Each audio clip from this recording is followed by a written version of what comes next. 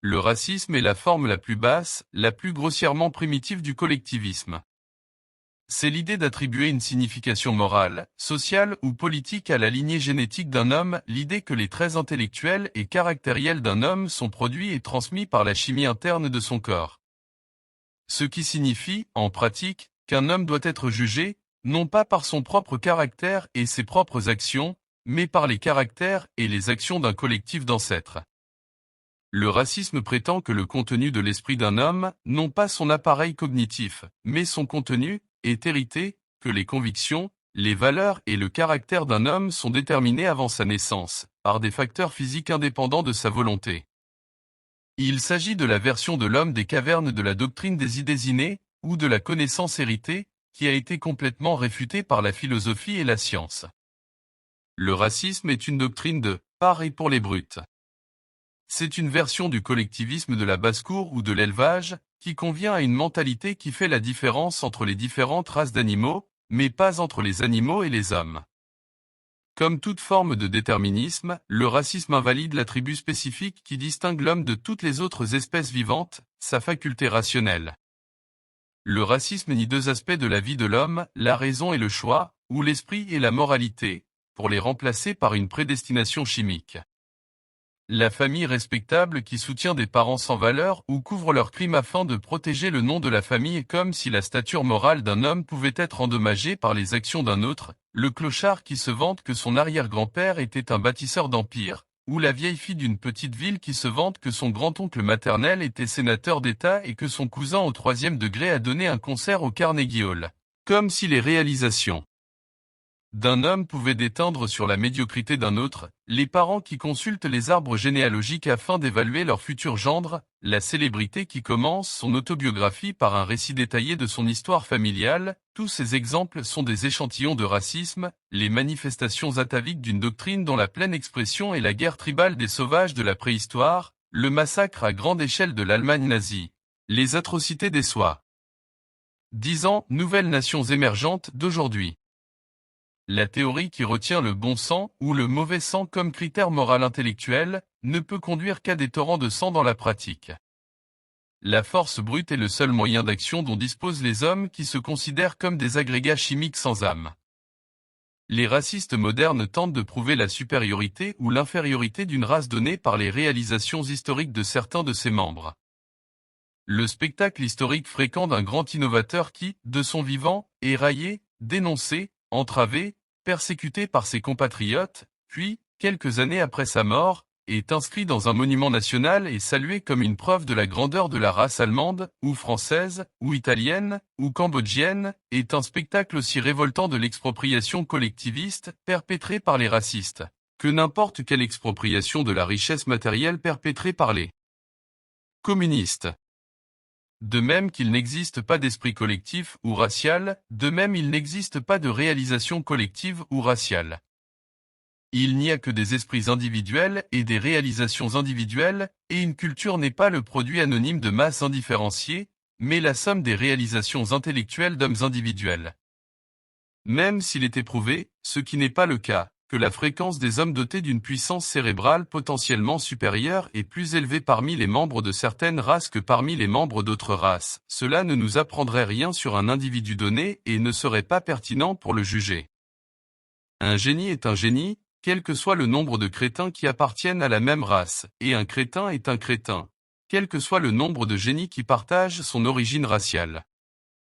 Il est difficile de dire quelle est l'injustice la plus scandaleuse, la revendication des racistes du Sud selon laquelle un génie noir devrait être traité comme un inférieur parce que sa race a produit des brutes, ou la revendication d'une brute allemande au statut de supérieur parce que sa race a produit Goethe, Schiller et Brahms. Il ne s'agit pas de deux revendications différentes, bien sûr, mais de deux applications de la même prémisse de base. La question de savoir si l'on prétend à la supériorité ou à l'infériorité d'une race donnée est sans importance. Le racisme n'a qu'une seule racine psychologique, le sentiment d'infériorité du raciste.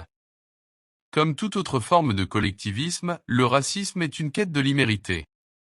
C'est la quête d'un savoir automatique, d'une évaluation automatique du caractère des hommes qui permet de se passer de la responsabilité d'exercer un jugement rationnel ou moral et, surtout, la quête d'une estime de soi, ou d'une pseudo-estime de soi, automatique. Attribuer ces vertus à son origine raciale, c'est avouer que l'on ne connaît pas le processus d'acquisition des vertus et, le plus souvent, que l'on n'a pas réussi à les acquérir. L'écrasante majorité des racistes sont des hommes qui n'ont acquis aucun sentiment d'identité personnelle, qui ne peuvent se prévaloir d'aucune réalisation ou distinction individuelle et qui recherchent l'illusion d'une estime de soi tribale en alléguant l'infériorité de quelque autre tribu. Observez l'intensité hystérique des racistes du Sud, observez aussi que le racisme est beaucoup plus répandu chez les pauvres blancs que chez leurs supérieurs intellectuels. Historiquement, le racisme a toujours augmenté ou diminué avec l'augmentation ou la diminution du collectivisme. Le collectivisme considère que l'individu n'a aucun droit, que sa vie et son travail appartiennent au groupe, à la société, à la tribu, à l'État, à la nation, et que le groupe peut le sacrifier à son gré à ses propres intérêts. La seule façon de mettre en œuvre une telle doctrine est d'utiliser la force brute, et l'étatisme a toujours été le corollaire politique du collectivisme. L'État absolu n'est qu'une forme institutionnalisée de la loi des gangs, quel que soit le gang qui prend le pouvoir.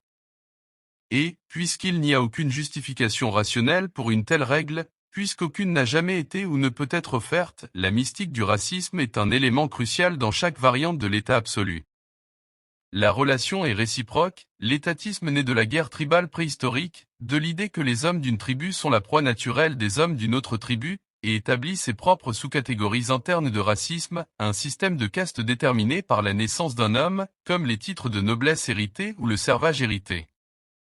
Le racisme de l'Allemagne nazie, où les hommes devaient remplir des questionnaires sur leurs ancêtres depuis des générations, afin de prouver leur ascendance aryenne, a son pendant en Russie soviétique, où les hommes devaient remplir des questionnaires similaires pour montrer que leurs ancêtres n'avaient pas possédé de biens et prouver ainsi leur ascendance prolétarienne. L'idéologie soviétique repose sur l'idée que les hommes peuvent être conditionnés génétiquement au communisme, c'est-à-dire que quelques générations conditionnées par la dictature transmettront l'idéologie communiste à leurs descendants, qui seront communistes à la naissance. La persécution des minorités raciales en Russie soviétique, selon l'ascendance raciale et le caprice de tel ou tel commissaire, est un fait avéré, l'antisémitisme est particulièrement répandu, seuls les pogroms officiels sont maintenant appelés purges politiques. Il n'y a qu'un seul antidote au racisme, la philosophie de l'individualisme et son corollaire politico-économique, le capitalisme du laisser-faire. L'individualisme considère l'homme, chaque homme, comme une entité indépendante et souveraine qui possède un droit inaliénable à sa propre vie, un droit dérivé de sa nature d'être rationnel.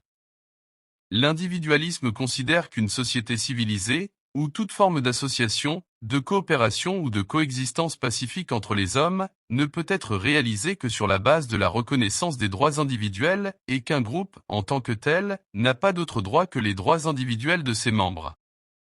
Ce ne sont pas les ancêtres, les parents, les gènes ou la chimie du corps d'un homme qui comptent dans un marché libre, mais un seul attribut humain, la capacité de production. C'est en fonction de ses capacités et de son ambition individuelle que le capitalisme juge un homme et le récompense en conséquence. Aucun système politique ne peut établir une rationalité universelle par la loi ou par la force. Mais le capitalisme est le seul système qui fonctionne de manière à récompenser la rationalité et à pénaliser toutes les formes d'irrationalité, y compris le racisme. Un système capitaliste totalement libre n'a encore jamais existé nulle part. Mais ce qui est extrêmement significatif, c'est la corrélation entre le racisme et les contrôles politiques dans les économies semi-libres du XIXe siècle. Les persécutions raciales et ou religieuses des minorités étaient inversement proportionnelles au degré de liberté d'un pays. Le racisme était le plus fort dans les économies les plus contrôlées, comme la Russie et l'Allemagne, et le plus faible en Angleterre, le pays le plus libre d'Europe à l'époque. C'est le capitalisme qui a donné à l'humanité ses premiers pas vers la liberté et un mode de vie rationnel. C'est le capitalisme qui a brisé les barrières nationales et raciales grâce au libre-échange. C'est le capitalisme qui a aboli le servage et l'esclavage dans tous les pays civilisés du monde. C'est le Nord capitaliste qui a détruit l'esclavage du Sud agraire et féodal aux États-Unis. Telle a été la tendance de l'humanité pendant une brève période de quelques 150 ans. Les résultats et les réalisations spectaculaires de cette tendance n'ont pas besoin d'être rappelés ici. La montée du collectivisme a inversé cette tendance.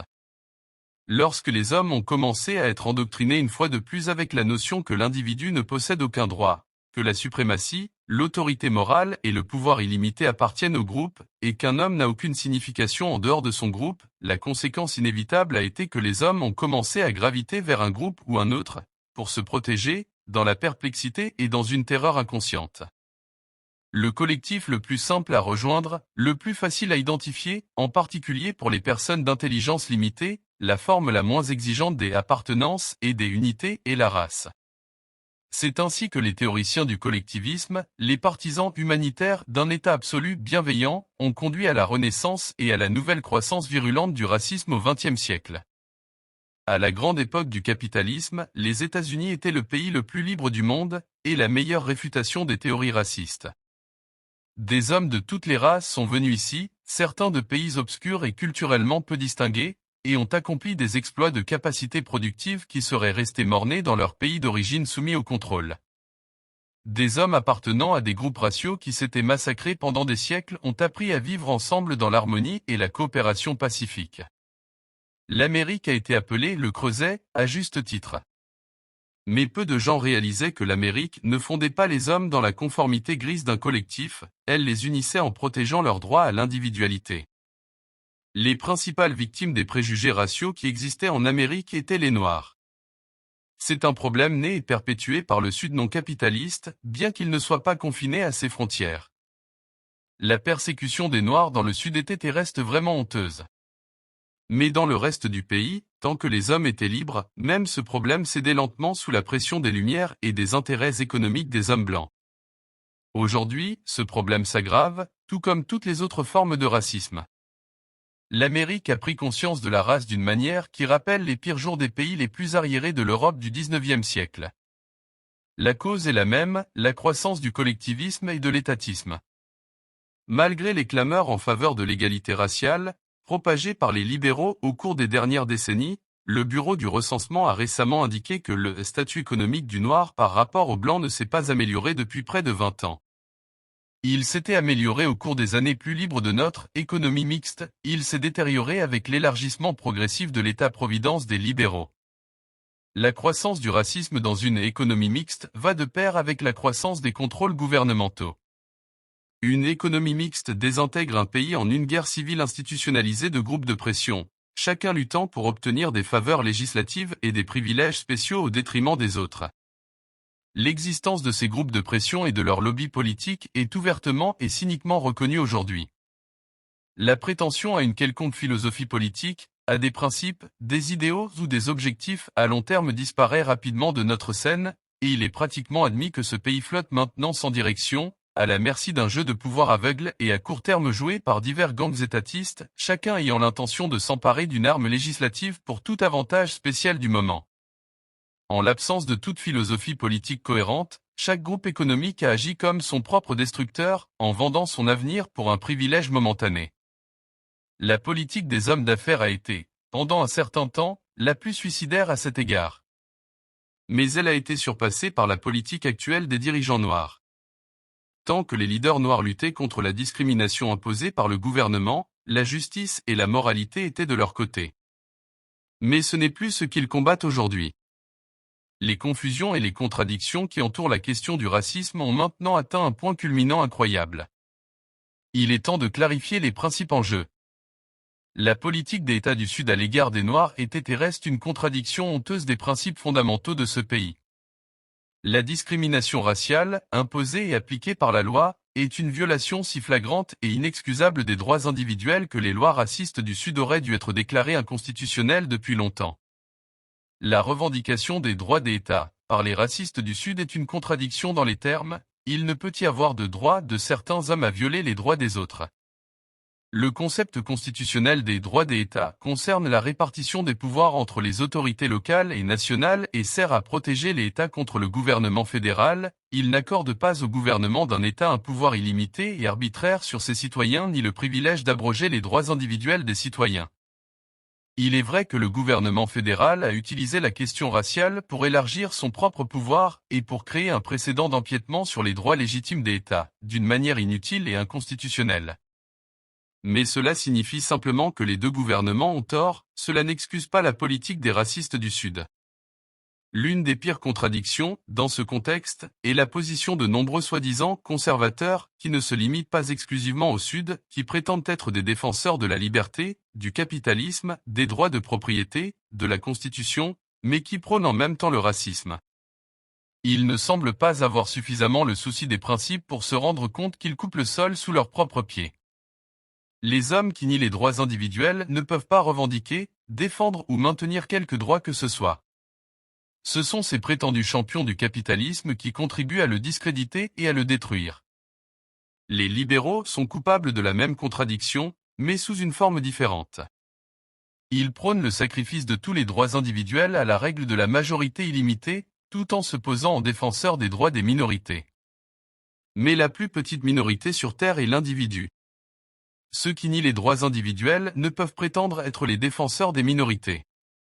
Cette accumulation de contradictions, de pragmatisme à courte vue, de mépris cynique pour les principes, d'irrationalité scandaleuse, a maintenant atteint son point culminant dans les nouvelles demandes des dirigeants noirs.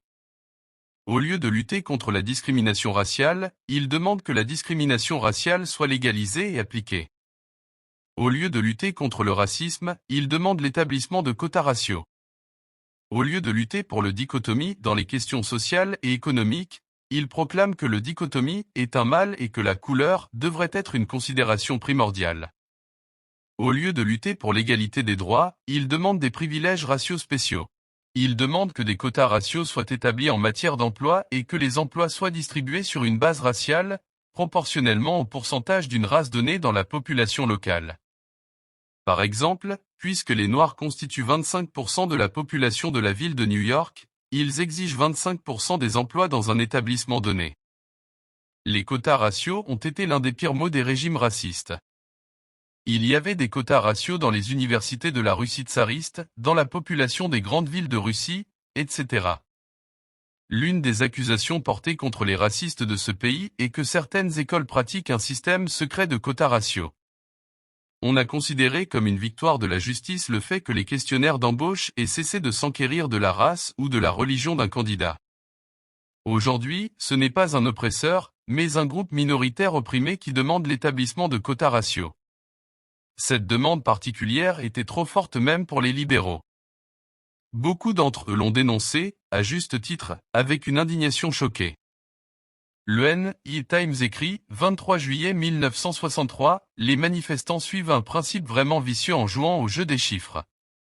Une demande visant à ce que 25%, ou tout autre pourcentage, des emplois soient attribués aux Noirs, ou à tout autre groupe, est erronée pour une raison fondamentale, elle appelle à un système de quotas, qui est en soi discriminatoire. Ce journal s'est longtemps opposé à un quota religieux pour les postes de juges, nous nous opposons également à un quota racial pour les emplois, des plus élevés aux plus subalternes. Comme si le racisme flagrant d'une telle demande ne suffisait pas, certains dirigeants noirs sont allés encore plus loin. Whitney Young Jr., directeur exécutif de la National Urban League, a fait la déclaration suivante, New Times, 1er août. Les dirigeants blancs doivent avoir l'honnêteté d'admettre que, tout au long de notre histoire, il a existé une classe spéciale de citoyens privilégiés qui ont bénéficié d'un traitement préférentiel. Cette classe était blanche.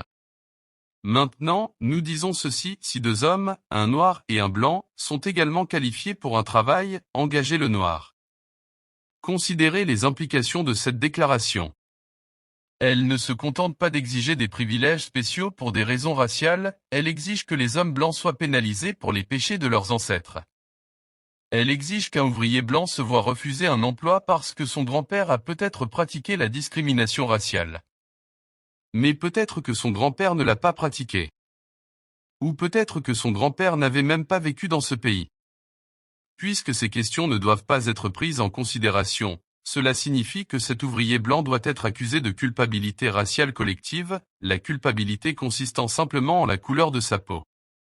Mais c'est le principe du pire raciste du Sud qui impute à tous les Noirs une culpabilité raciale collective pour tout crime commis par un Noir individuel, et qui les traite tout comme des inférieurs au motif que leurs ancêtres étaient des sauvages. Le seul commentaire que l'on puisse faire sur des demandes de ce genre, c'est « de quel droit ? De quel code ? De quelle norme ? Cette politique absurdement mauvaise est en train de détruire la base morale du combat des nègres. Leur cause repose sur le principe des droits individuels.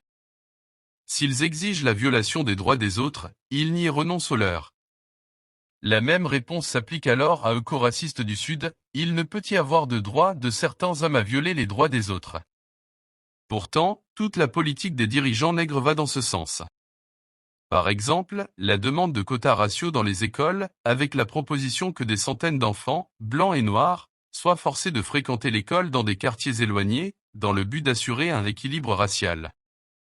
Là encore, il s'agit de racisme pur et simple. Comme l'ont souligné les opposants à cette demande, affecter des enfants à certaines écoles en raison de leur race est tout aussi néfaste, que ce soit à des fins de ségrégation ou d'intégration. Et la simple idée d'utiliser les enfants comme des pions dans un jeu politique devrait indigner tous les parents, quelle que soit leur race, leur croyance ou leur couleur. Le projet de loi sur les droits civils, actuellement à l'étude au Congrès, est un autre exemple de violation flagrante des droits individuels. Il convient d'interdire toute discrimination dans les installations et les établissements appartenant au gouvernement. Le gouvernement n'a pas le droit de faire de la discrimination à l'égard d'un quelconque citoyen. Et selon le même principe, le gouvernement n'a pas le droit de faire de la discrimination pour certains citoyens au détriment d'autres. Il n'a pas le droit de violer le droit de propriété privée en interdisant la discrimination dans les établissements appartenant à des particuliers. Aucun homme, ni noir ni blanc, n'a de droit sur la propriété d'un autre homme. Les droits d'un homme ne sont pas violés par le refus d'un particulier de traiter avec lui. Le racisme est une doctrine mauvaise, irrationnelle et moralement méprisable, mais les doctrines ne peuvent être interdites ou prescrites par la loi. De même que nous devons protéger la liberté d'expression d'un communiste, même si ces doctrines sont mauvaises, de même nous devons protéger le droit d'un raciste à utiliser et à disposer de ses propres biens. Le racisme privé n'est pas une question juridique, mais morale, et ne peut être combattu que par des moyens privés, tels que le boycott économique ou l'ostracisme social. Il va sans dire que si ce projet de loi sur les droits civils est adopté, il s'agira de la pire violation des droits de propriété dans le triste bilan de l'histoire américaine en la matière. C'est une démonstration ironique de la folie philosophique et de la tendance suicidaire de notre époque, que les hommes qui ont le plus besoin de la protection des droits individuels, les Noirs, soient maintenant à l'avant-garde de la destruction de ces droits. Un mot d'avertissement, ne devenez pas les victimes des mêmes racistes en succombant au racisme, ne retenez pas contre tous les nègres l'irrationalité honteuse de certains de leurs chefs. Aucun groupe ne dispose aujourd'hui d'un leadership intellectuel approprié ou d'une représentation adéquate. En conclusion, je citerai un éditorial étonnant du N.Y. Times du 4 août, car des idées de cette nature ne sont pas typiques de notre époque, mais la question ne doit pas être de savoir si un groupe reconnaissable par sa couleur, ses caractéristiques ou sa culture a ses droits en tant que groupe. Non, la question est de savoir si un individu américain, quelle que soit sa couleur, ses caractéristiques ou sa culture, est privé de ses droits en tant qu'Américain. Si l'individu a tous les droits et privilèges qui lui sont dus en vertu des lois et de la Constitution, nous n'avons pas à nous préoccuper des groupes et des masses, ceci n'existe pas, en fait, sauf comme figure de rhétorique.